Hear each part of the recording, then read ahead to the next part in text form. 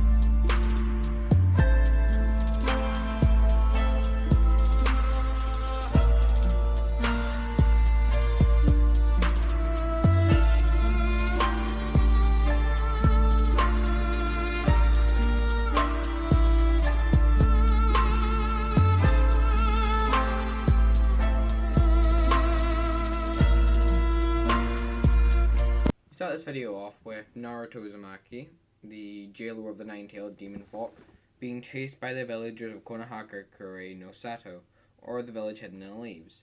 He's being chased for something which he can't control, which is him being the Jinchuriki of the Nine-Tails. He's chased into a corner like alleyway, where he is beaten to a bloody pulp. And let's say Ambu or anything like that doesn't come to help him. The third Hokage is not a big... Sure, he cares about Naruto, but he won't go to lengths like sending village shinobi just to protect a child. If the child gets hurt, it's his guardian's fault, which, you know, ironically would be Lord Third, but it's not like he's going to do anything about it. It's not like he can mobilize forces just for that. But yeah. So Naruto is beaten to a bloody pulp to the point of near death, where he is regressed into his own mindscape.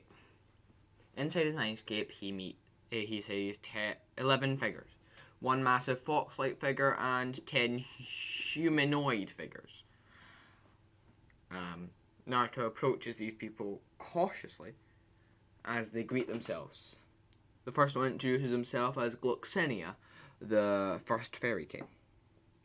Now, let's say the Namikaze are... We don't know much about them, so we can give them a Gekigenkai, making Naruto say a distant relative of the fairy king Harley Quinn, which is king, if you're not familiar with the Seven Deadly Sins lore. And we'll say mana evolved into chakra, but it more like de-evolved, so yeah.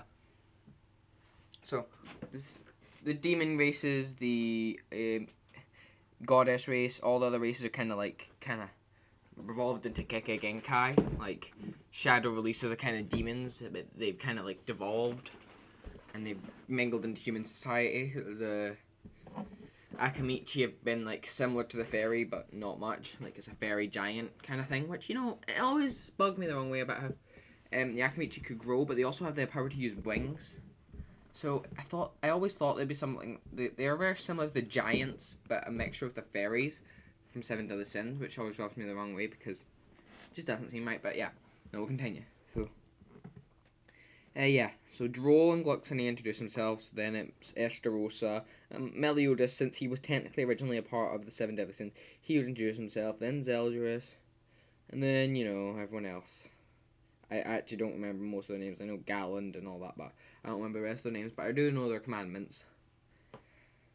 Yeah, they introduce themselves, and then Kurama comes forward and he's like, you know, young boy, you've got possess a great power with these people choosing you as their successor, yada yada yada. And Kurama's like, you know what, I don't want to mess with this kid. He could go to be very powerful, so he kind of shows him a bit of respect, but not much, because, I mean, seriously, how much respect you gotta show a child?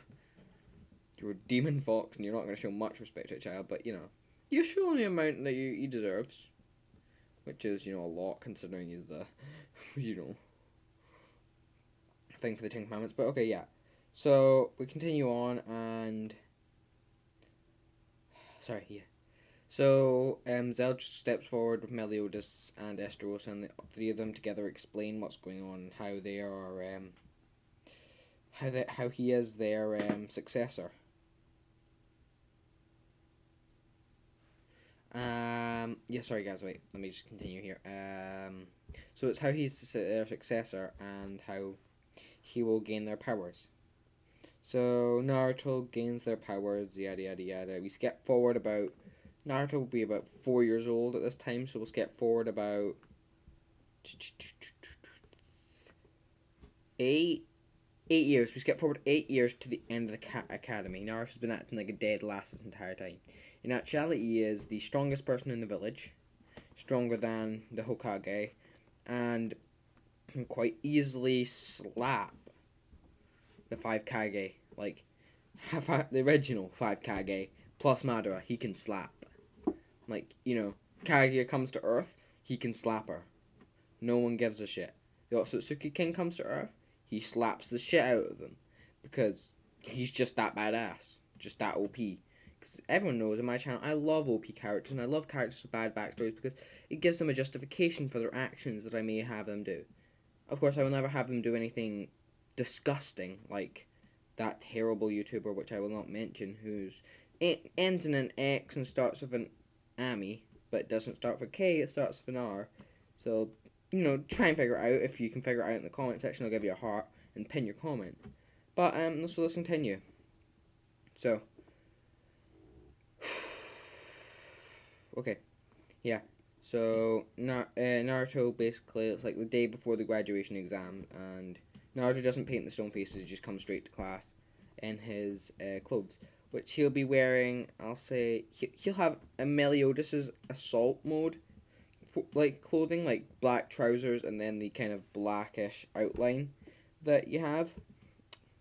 So as we continue on, Meliodas, well, it's on screen right now, actually, so yeah, as we continue on, Naruto, sorry if I'm saying Izuku this entire time, but Naruto would kind of pass the exam with ease, because he'd use, because, Meliodas, I mean, of course going to get his weapon, like, he's going to have the Spirit Spear Baquista, because, bear in mind, if anyone tries to correct me saying it's the Spirit Spear Chastival, no, it's fucking Spirit Spear Bequeast for Gloxinia. So if you don't shut your fucking mouths, I'm gonna kill you. But yeah, sorry fans, but I don't really wanna. I don't actually want to kill you, but I just don't like it when people argue with me over the weapons of an anime character. So yeah, so Naruto will have Lost Vein, Spirit Spear, Bastille, and Esterosa's and Zeldris' swords, as well as their kind of all the demon marks are kind of fused into one for him, and he doesn't need. It's always active. Well, it's not always active. He can choose to, but he's got it active today, which is why he's in the assault mode. But yeah, so he walks into class like that, and everyone just sees his body like toned, and Sakura being the absolute useless bitch she is. And by the way, everyone, if you're wondering why I hate Sakura so much, it's because she told an orphan about another. She complained to an orphan about a different orphan. So she complained to Sasuke, who was at that point an orphan, about Naruto, who was also an orphan, not knowing manners and not being taught how to learn, not being taught how to exist in a society that hates him. So you see Sakura sat there being the whiny bitch she is, complaining about her parents, and then Naruto sat there. Well, at least you have parents.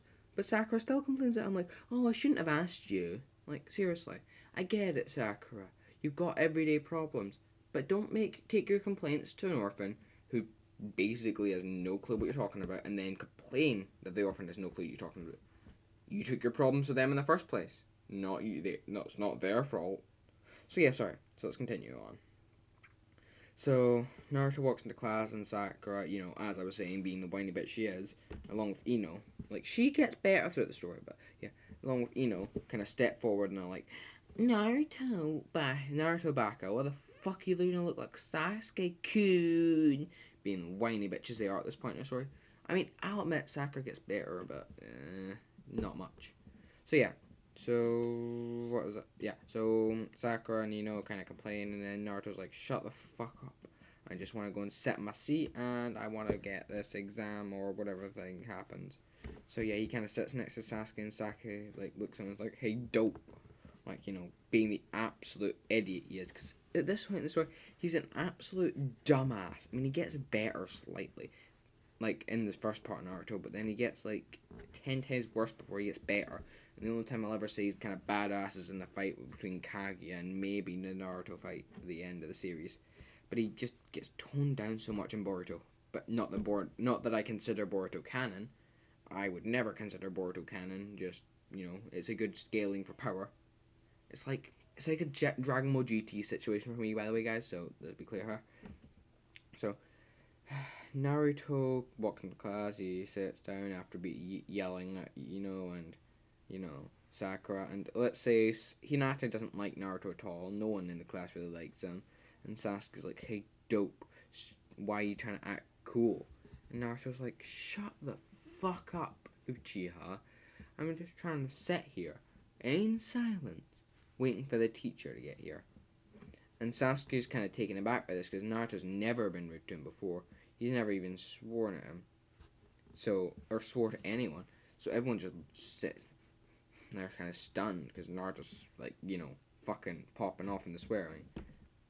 So yeah, and Hinata's like, "Hey, brat or demon," like because she's like, the Hyugas are that bad, and if she didn't, that's how I view everything going. If she didn't, meet Naruto and learn how to be kind-hearted and originally, then she would have turned out like an absolute bitch. Exactly how Neji viewed her. Like, this Hinata can actually be beaten to death. I don't really give a shit. But yeah, because I actually like Hinata in the original story, but I honestly think Naruto should have ended up with someone more compatible with himself. I mean, I get it. Hinata was a shy girl who liked him from the start, but she's a stalker, for fuck's sake. You don't really like to see stories of a stalker and their kind of stalky getting hitched. Like, it's just, it doesn't seem right to me. But sorry, guys, I'm getting off topic here. So yeah. So we'll skip to the next day. Naruto walks in the same clothing, and everyone's like, "Oh, you still acting, trying to act real cool."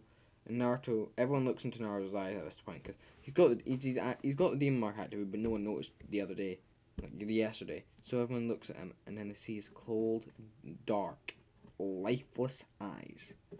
He stares right back at them with much intensity as they stare at him.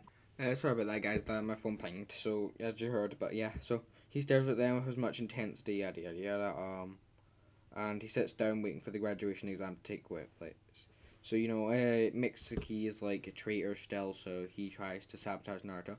But Naruto, being the absolute baller he is in this story, kinda, sees through everything and, And as you can see, no one's turned their back on Naruto because his commandment with, what's his name, Galland would have activated and they would have been turned to stone. So no one's turned their back on him because no one's so far liked him. No one to turn your back on. If you don't have anyone to turn your back on you, then, there's no point. But yeah. So the exam starts. Iruka and Mitsuki kind of go through the first part, which is the test. Naruto passes a flying colors somehow. I mean, not somehow. Like he's a G in this. Like he's absolute G. But then, sorry guys, I'm using weird language and I don't really like it. But it's the way I communicate now because I'm trying to figure out a way to make myself more appealing to the audience. So let's continue. So Naruto, yada yada, continues on, and we get to the kunai test. So Naruto, he says he doesn't want them blunt kunai, which Mitsuki kind of like is annoyed at because he didn't think Naruto would notice they were blunt. And Naruto just puts his finger in the air and summons Spirit Spear Basquiel. I don't actually know how to pronounce it.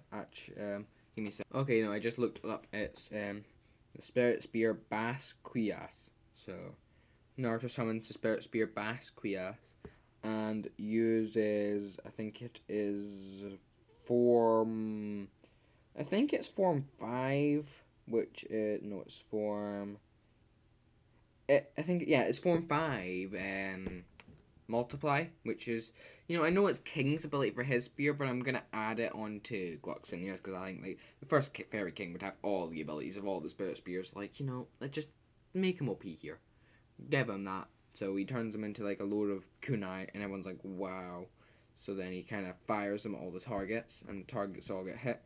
And then everyone's like, oh wow, he's got really good aim. And Sasuke's kind of gritting his teeth. He's like, oh, that dope thinks he's better than me. And he goes up and he gets like 8 out of 8 out of 10, and 8 out of 10 on the kunai,